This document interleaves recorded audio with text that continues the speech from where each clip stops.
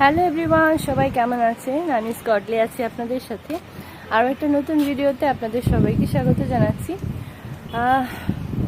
প্রতিদিনের মতো আজকে আমার যে ভিডিওটা আসছে সেটা আজকে আর বেশি বড় করব না।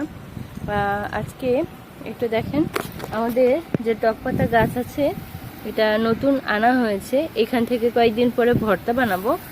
তো কয়েকদিন আগে টকপাতা এনেছিল, সেটাকে আজকে ভর্তা বানাবো। কিভাবে ভর্তা বানাই, আমি কিভাবে ভর্তা বানাই সেটা আপনাদেরকে দেখাবো।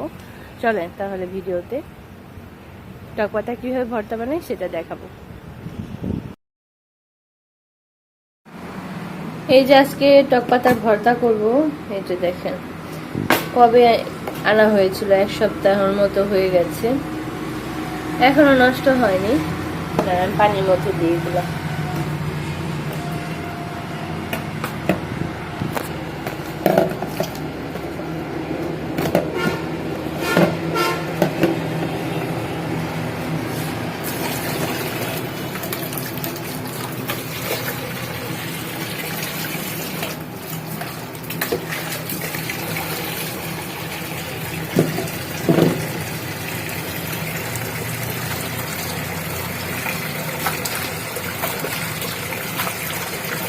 টক পাতার ভর্তা অনেক মজা লাগে।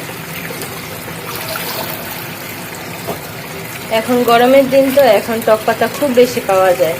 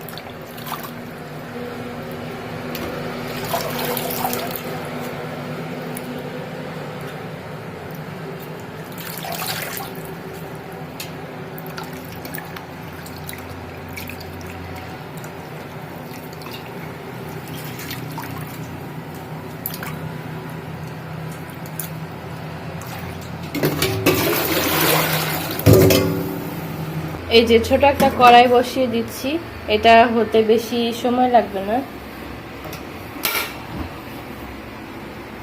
এখন এটার ভিতরে আমি এই যে টক পাতাগুলো দিয়ে দিব।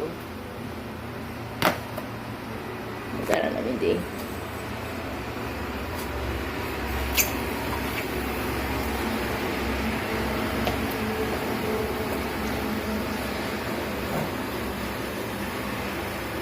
এখন এটা সিদ্ধ হতে থাকুক।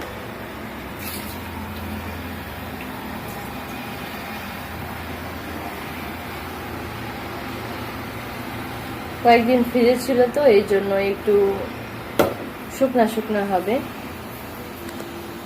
পাতার যে পানি সেটা বের হবে না, তাই আমি হালকা একটু পানি দিয়ে দিলাম। এখন আমি এটির ভিতরে একটু লবণ দিয়ে দিব।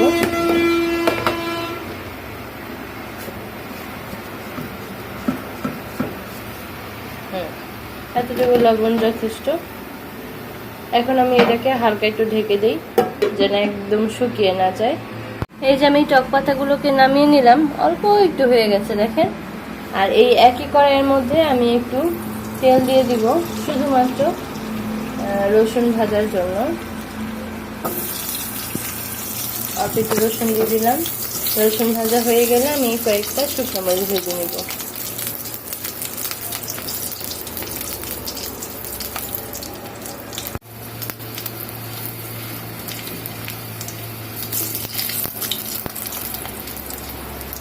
আমি এখন এই রসুনগুলো উঠিয়ে নেব। আর এখানে আমি কয়েকটা শুকনো মরিচ নিয়েছি, এটাকে আমি এখন দিয়ে ভেজে নিচ্ছি।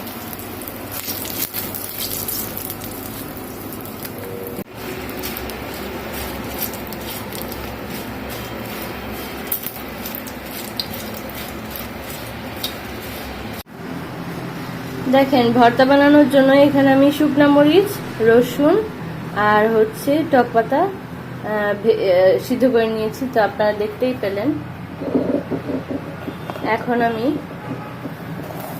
এই শুকনো মরিচ আর রসুনটাকে আগে বেটে নিব।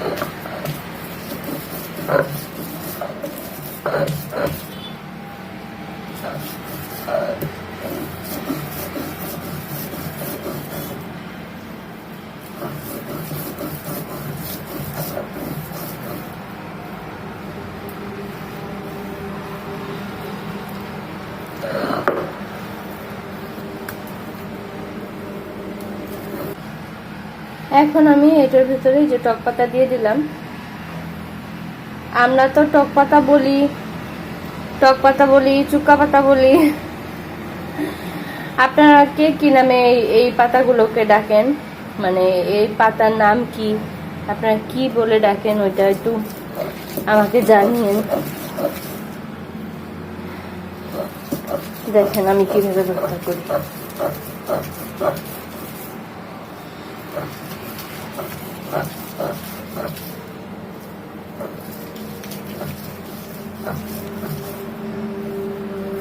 এটা যদি টাটকা পাতা হতো তাহলে আমি একদম ব্লেন্ডারে ব্লেন্ড করে ফেলতে পারতাম, কিন্তু যেহেতু এটা প্রায় 1 সপ্তাহের মতো ফ্রিজে ছিল, তাই এটার ভিতরে যত পানি বা রস ছিল সেটা সব একদম শুকিয়ে গেছে।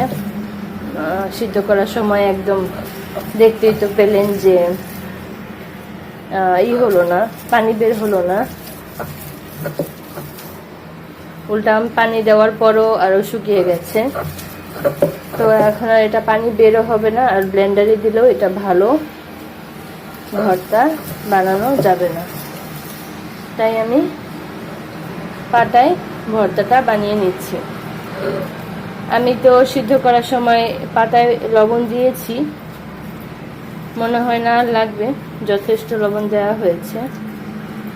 এখন আমার ভর্তাটা মিহি করে বেটে নেওয়া হলেই বাটা শেষ, মানে ভর্তা রেডি।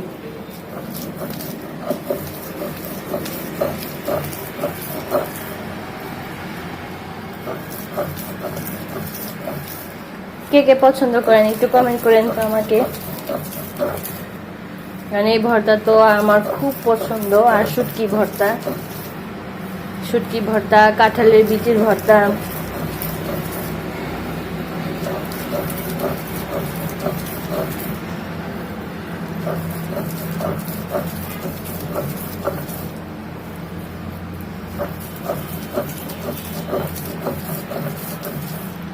এতদিন তো একা ছিলাম, ভর্তা টর্তা তেমন একটা বানানো হয় নাই। একা থাকলে মানে আমি আর আমার হাজবেন্ড এই আর কি, তো মাঝে মাঝে ভর্তা বানিয়েছি। এই যেমন কাঁঠালের ভর্তা, কাঁঠালের বিচির ভর্তা যেটা আর কি, ওটা আমার শাশুড়ি মা আসছে, আমার হাজবেন্ড আবার খায় না, তা আমি আমার শাশুড়ি মা খাবো একসাথে। একা একা কোনো কিছু খেতেই ভালো লাগে না।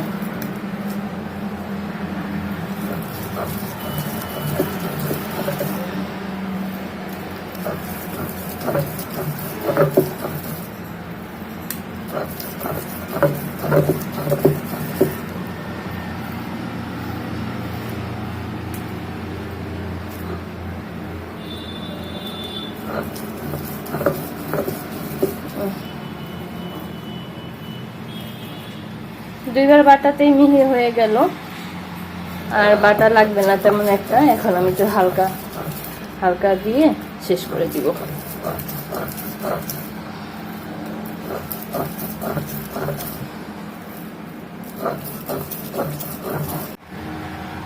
আমার ভর্তা বানানো শেষ। এই যে এখন আমি এই যে ভর্তাটাকে তুলে নিচ্ছি, দেখেন। এটা যদি টাটকা পাতা দিয়ে ভর্তা বানানো হতো তাহলে এটা আর একটু সুন্দর দেখাতো এবং খেতে আর একটু বেশি মজা লাগতো। এখনো এটা বেশি মজা লাগবে, কারণ টক পাতা ভর্তা সবসময় খেতে মজা লাগে। এই যে আমার ভর্তা রেডি। যারা এতক্ষণ ভিডিও দেখেছেন তাদেরকে অনেক ধন্যবাদ। আর একটা কথা, যারা আমার ভিডিও দেখেন অবশ্যই আমার চ্যানেলটাকে সাবস্ক্রাইব করে দেবেন, ইউটিউব থেকে যারা দেখেন। আর যারা ফেসবুক থেকে দেখেন আমার পেজটাকে ফলো দিয়ে রাখবেন, আর লাইক কমেন্ট শেয়ার তো অবশ্যই করবেন। সবাইকে অনেক বেশি ধন্যবাদ।